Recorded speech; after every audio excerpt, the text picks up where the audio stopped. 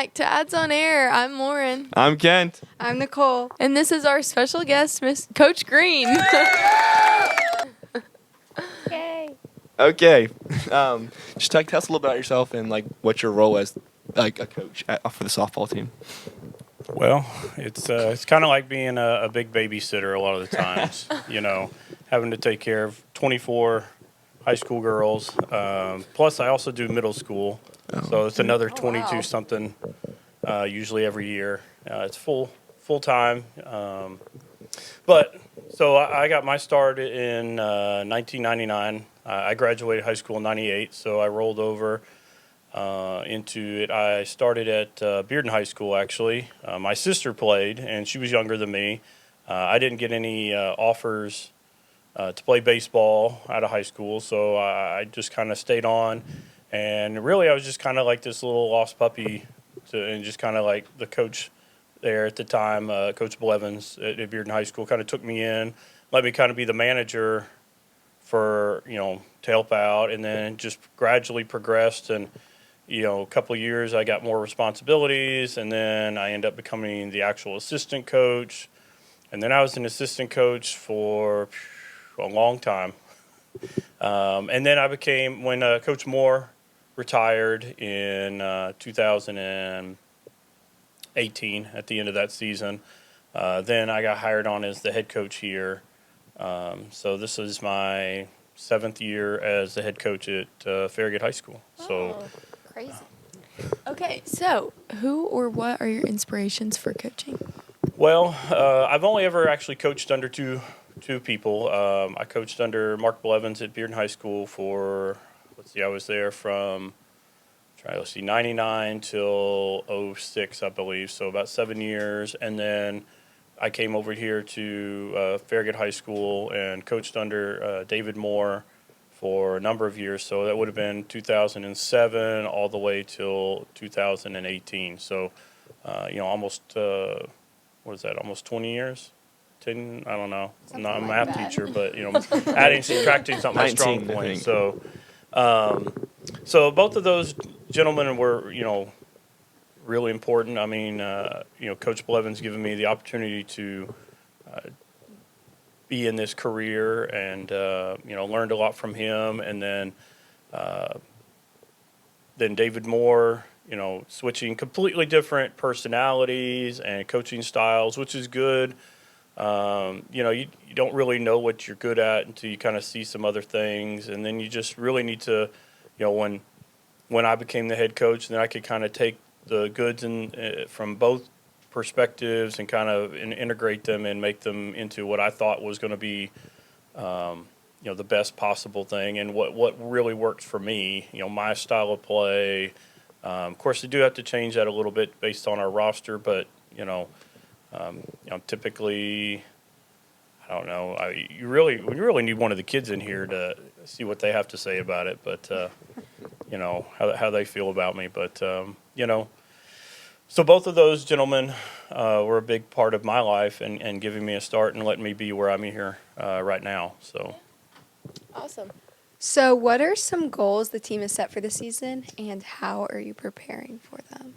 Well, based on our past success, there's only so many goals that we accept anymore. Really, district champion is number one out of the gate. Then we'd like to win the district tournament, which we have every year that I've been here. So we've won six straight district tournament titles. We've won 5 regular season titles, and but ultimately, there's only one goal we have in mind anymore, and that's getting to and ultimately winning the state tournament. It's after winning a couple, it's kind of hard to accept anything less. Just to be honest. Yeah, that's true. True. How are we preparing for them? I whip them every day, and, no. Yeah, we just trying to keep them motivated. That's always the hard thing. Softball season's a very long, grueling time.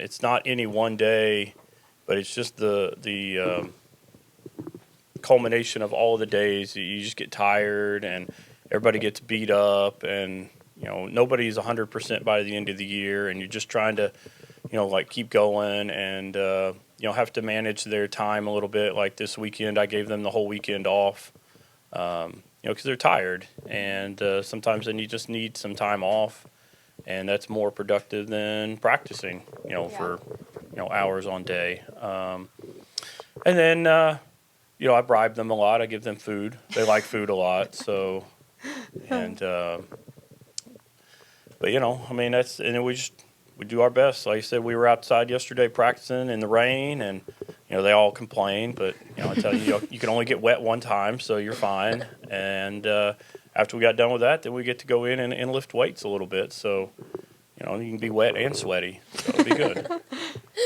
Yeah. How do you support players like improving individually while also building the team? Well, usually most of our individual improvement stuff is done not during the spring, just to be honest. Most of their individual stuff will be done during the summer, the fall, and then the winter.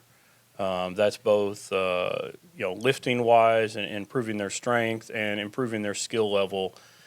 During the spring, it's really all about team because we only get limited, amount of practice days and things like that. And when they go off and play in the summer and the fall, they're all going off to their own club teams, and they might have, like you said, have 23 players on the roster.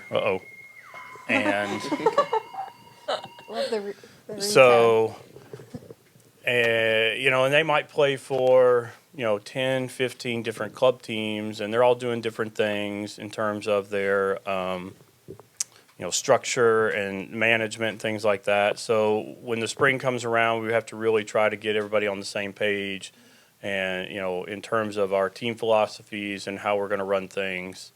And playing on their club teams is good because they get different perspectives, and what I do is not, and I tell them, it's like, this is not necessarily always going to be necessarily the best thing. I'm not saying I'm right or wrong, but like, this is what we're going to do, and we all have to be on the same page with whatever it is that we agree on that we're going to be doing.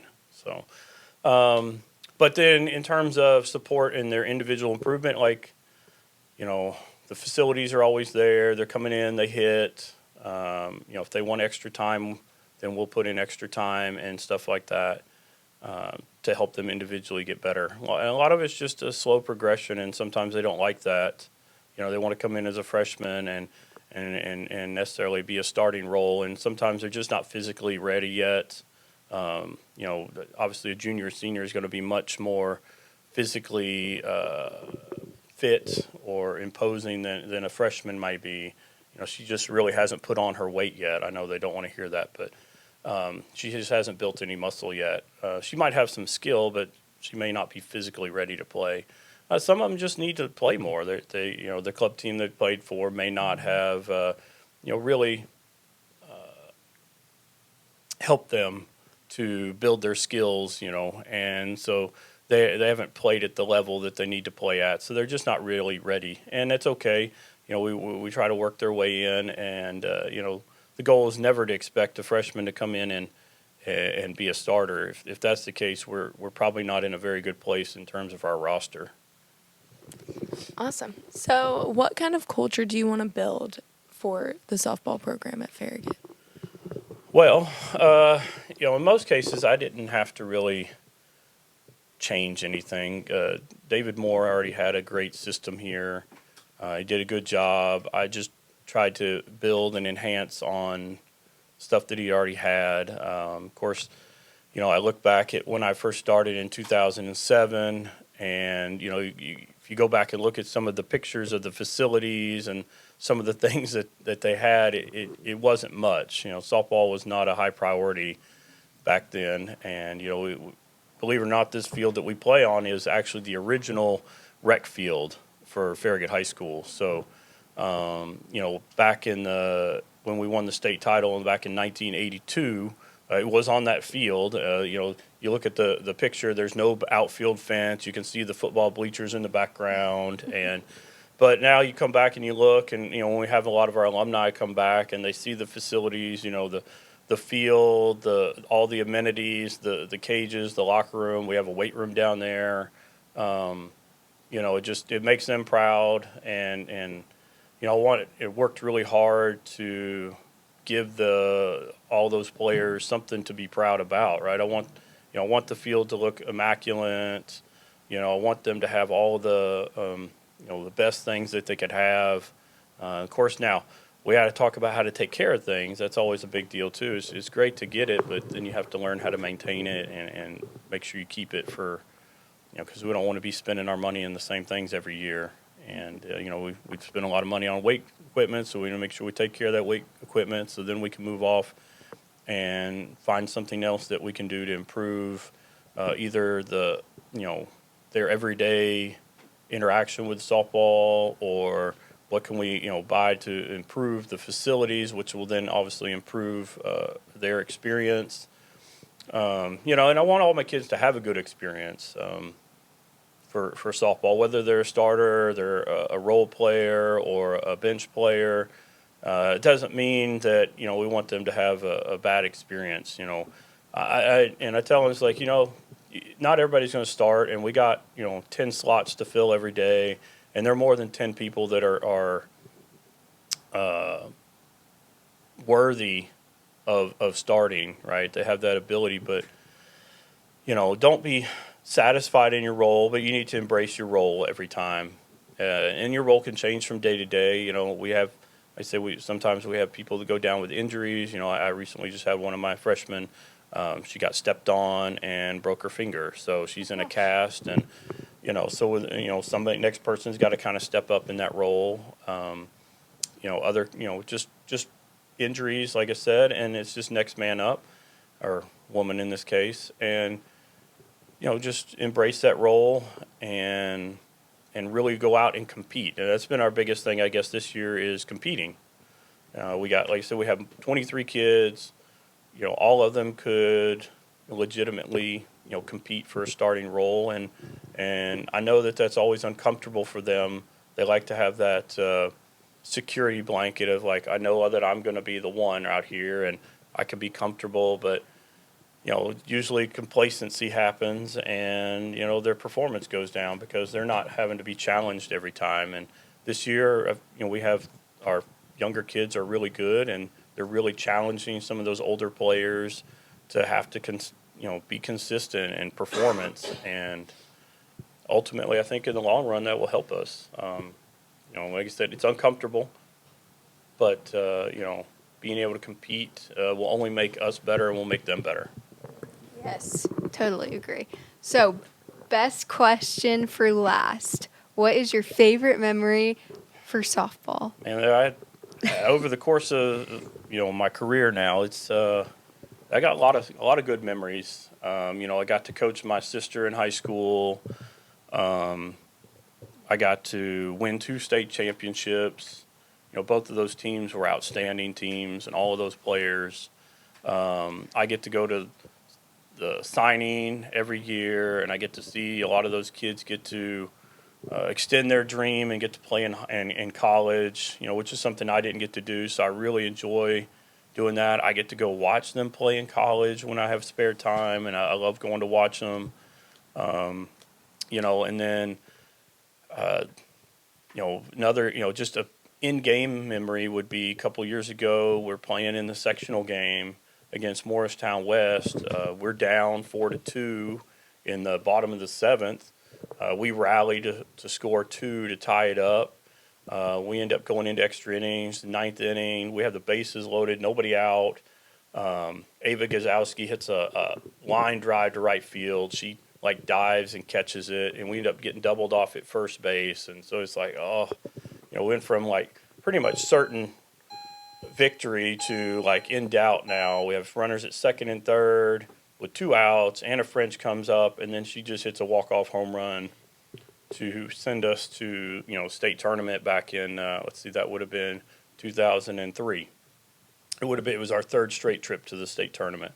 That was just a huge moment, and she was super excited. She's just sprinting around the bases, and it's just a memory that she'll never forget. And it's one of many that I have that it's just an incredible event To have something like that and get to be there and experience that with them. That's a good thing. Right. All right, we're back. And we have some announcements. Yeah, we do. You gonna start us off, Kent? Tuesday, AP students info session during all blocks. Probably all over by the time it's posted, but if you didn't go, get some information on that. Softball versus Heritage at Farragut. Senior night, 5:30. Sorry. And then girls lacrosse, Sevier County at Farragut at 7 tonight. Okay, on Wednesday is baseball versus William Blunt at Farragut at 6:30. Thursday, baseball, Bearden versus Gibbs. I know, I was kind of confused about that, but that's what she 4:30 said. at Farragut. And then we have softball versus William Blunt at Farragut at 5:30. And then girls lacrosse versus Gatlinburg Pittman at 6:30 at Farragut. Okay, Friday we have open mic night at 7.